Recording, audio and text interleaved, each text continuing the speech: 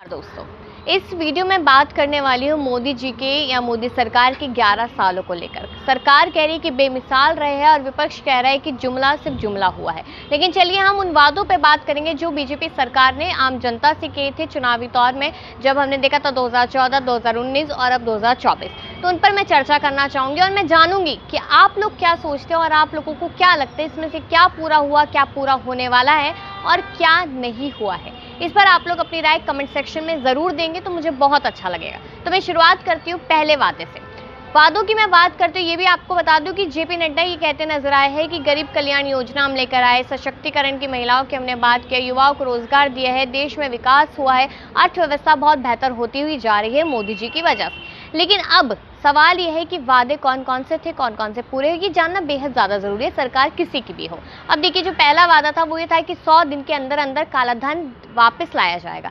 आपको याद होगा वो दौर जब नोटबंदी हुई थी, तमाम लोगों की जान गई थी, गर्मी का माहौल था वो, और किस तरीके से लोग लंबी लंबी लाइनों में लगे पड़े थे। लेकिन काला धन वापस आया क्या, नहीं आया, ये सवाल अभी भी बना हुआ है। क्योंकि यही कहा गया था कि काला धन वापस आएगा तो हम ये नोट बंद कर देंगे, ये हो जाएगा, वो हो जाएगा, तमाम चीज़ें कही थी। लेकिन अभी आरबीआई क्या कह रहा है वो मैं आपको बता दूं। उन्होंने कहा है कि 500 रुपये के नोट से भी काफ़ी ज़्यादा काला धन लोग इकट्ठा कर रहे हैं और इसका जो दर है वो बढ़ता हुआ नजर आ रहा है। ये पहला वादा था जो शायद पता नहीं हुआ या नहीं, आप लोग अपनी राय दीजिएगा। दूसरे वादे की बात करूँ तो 15 लाख का था कि हर किसी के अकाउंट में 15-15 लाख आएंगे। लेकिन एक सभा में गृह मंत्री अमित शाह कहते हुए नजर आते हैं कि ये महज एक जुमला था।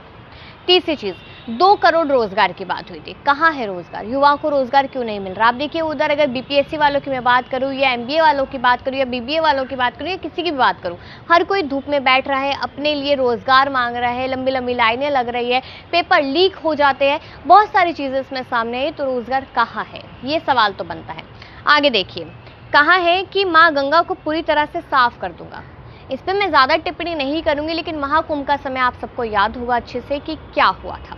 आगे बढ़ते हैं कि पेट्रोल डीजल की कीमत जो है वो कम कर दूंगा। पेट्रोल जो है वो शतक को पार कर चुका है, डीजल लगभग वहाँ पे जाने वाला है, पहुँचने वाला है, तो कम कैसे होगा, ये सवाल बना हुआ है। आगे बढ़ते हैं कि 2022 से किसानों की आय दुगनी कर दूंगा।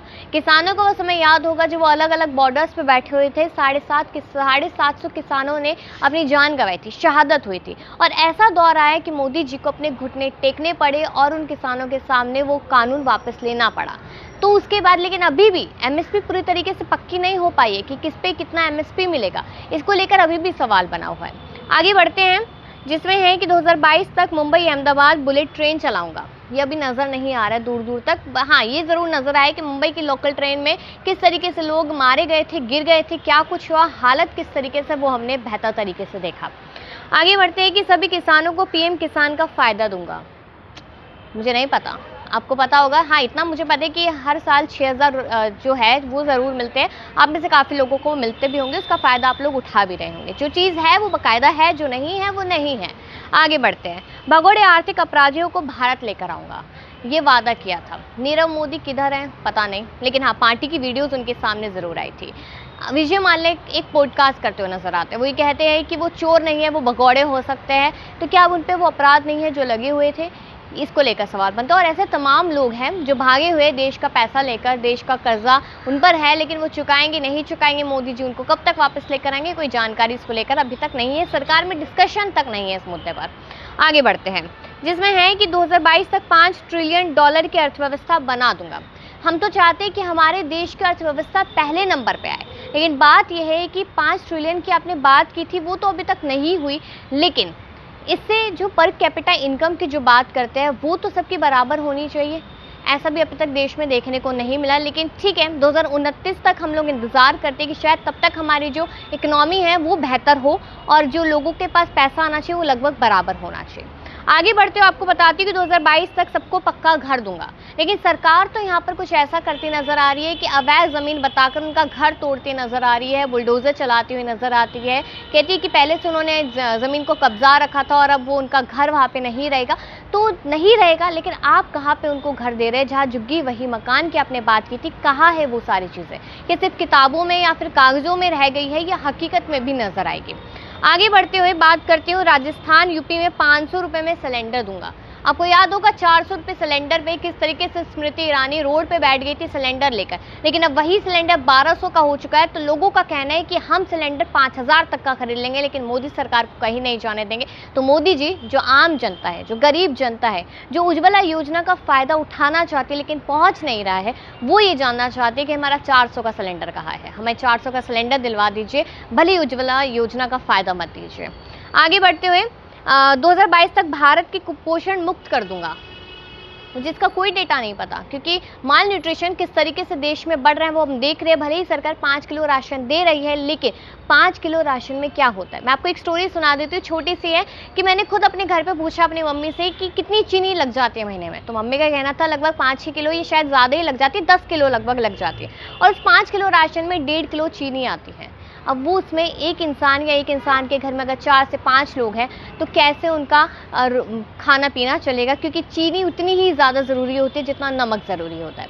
आप लोग अगर इस चीज़ से निकले हुए हो तो आप लोग अपनी स्टोरीज कमेंट सेक्शन में ज़रूर साझा कीजिएगा, अपने एक्सपीरियंस बताइए कि आप लोग इन सारी चीज़ों से कैसे कैसे निकले हैं, क्या क्या फ़ायदे अभी तक आपको हुए इन सारे वादों में से। आगे बढ़ते हुए बता दूं कि 2022 तक हर भारतीय को 24 घंटे बिजली दूंगा। अभी दिल्ली में सरकार बदली तो लोग कह रहे हैं कि 24 घंटे बिजली आया करती थी, अब 12 घंटे भी नहीं आती। देश भर के हालातों पर तो क्या ही बातचीत की जाए, क्योंकि तमाम ऐसी जगह है जहां पर अभी तक बिजली के कनेक्शन पूरी तरीके से नहीं मिले हैं, लेकिन सरकार कह रही है कि हम बिजली 24 घंटे दे रहे हैं कागज में। शायद 2022 तक बुलेट ट्रेन चलवा दूंगा। अच्छी बात है, जनता इंतजार कर रही है कि चलवाइए, अच्छी खासी बुलेट ट्रेन चलवाइए। मेट्रो बहुत ज़्यादा भर जाती है, बुलेट ट्रेन में और ज़्यादा मज़ा आएगा। रेलवे जो होता है, रेलवे में भारी भरकम भीड़ होती है, लेकिन बुलेट ट्रेन में एक होगा कि कम भीड़ होगी, लोगों को मज़ा आएगा, अच्छी एसी की हवा लोग खा पाएंगे, तो उसका इंतजार जनता कर रही है। 2022 तक हर गाँव में इंटरनेट पहुँचा दूंगा। पहुंचा नहीं पहुंचा, लेकिन हाँ, रील्स वगैरह देख के पता लग जाता है कि शायद हर छोटे छोटे गांव में इंटरनेट तो पहुंच ही गया है, क्योंकि लोगों को लग रहा है कि वैसे तो रोजगार नहीं मिलेगा, लेकिन रील्स बना बना के शायद हम पैसा कमा सकते हैं, तो उसके लिए मैं कह सकती हूँ कि शायद इंटरनेट वहाँ पे पहुँच गया होगा। आगे देखिए कि 2022 तक सिंगल यूज़ प्लास्टिक पर प्रतिबंध लगा है। अभी मैंने एक भैया से एक सामान लिया था, उन्होंने मुझे प्लास्टिक की पन्नी में वो सामान डाल के दिया है। प्लास्टिक पर तो अभी तक बिल्कुल भी प्रतिबंध नहीं लगा है। दुकानों पे जाते हैं वो भी प्लास्टिक में सामान डाल के देते हैं, तो प्लास्टिक पर फुल स्टॉप कब लगेगा और क्या दिक्कतें इससे होती है लोग अच्छे से जानते हैं, क्योंकि इन्हीं प्लास्टिक की पन्नियों में जो कूड़ा होता है या फिर जो थोड़ा बहुत खाना बच जाता है वो आप फेंक आते हैं, और वही हमारी गाय माता उस प्लास्टिक की पन्नी के साथ उसको खा जाती है और तमाम तरीके की बीमारी उनके पेट में पलती है। तो इस पर प्रतिबंध लगना बेहद ज़्यादा ज़रूरी है। आगे देखिए कि 2022 तक हर भारतीय को शौचालय दूंगा। मैं आपको हकीकत बताऊं, शौचालय की हकीकत क्या है, जो मेट्रो के पास में भी होते हैं, पानी नहीं होता है, कभी साबुन नहीं होता है, पैसे लिए जाते हैं, और कहीं कहीं तो शौचालय पर ताला लगा होता है। पता नहीं वो कौन से शौचालय है जो हर किसी व्यक्ति को मिलेंगे। इसका इंतज़ार हर किसी को, और खास करके महिलाओं को बहुत ज़्यादा ज़रूरी है, क्योंकि महिलाएं रोड पे या किसी जंगल में जाके नहीं शौच कर सकती, उनके लिए शौचालय होना बेहद ज़्यादा ज़रूरी है, सेफ्टी बहुत ज़्यादा ज़रूरी है। 2022 तक ट्रेन दुर्घटना में किसी की जान नहीं जाने दूंगा। मैं पहले भी इस पर बात कर चुकी हूँ, मुंबई के अभी लेटेस्ट हालात हमने देखे कि क्या कुछ है वहाँ पर, और आगे सबसे अच्छे दिन लाऊंगा, आए क्या, ये बड़ा सवाल बना हुआ है। अच्छे दिनों की बात करने वाली सरकार कहती है कि अच्छे दिन आ चुके हैं, जनता कहती है कि हमारे नहीं आए, सरकार के अच्छे दिन आए। और मैंने जो बीच में एक पॉइंट पे बात की थी किसानों को लेकर, उस पर मैं लेटेस्ट जानकारी आप लोगों को देना चाहती हूँ, जिसमें जानकारी यह है कि तमिलनाडु के प्रेमा नाम की एक महिला के पति ने कर्ज से परेशान होकर आत्महत्या कर ली।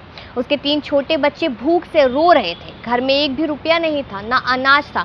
5 किलो राशन देने वाली सरकार के राज में ऐसा है। लेकिन तमिलनाडु से एक केस सामने आया जहां पर एक किसान ने आत्महत्या की है, और जो उसकी बीवी है उसने अपने बाल बेच के 150 रुपये कमाए और उन्हीं से अपने बच्चों को खाना खिलाया। लेकिन चलिए, ऐसी और भी जानकारियां सामने आती है, लगातार आप लोगों के साथ साझा की जाती है।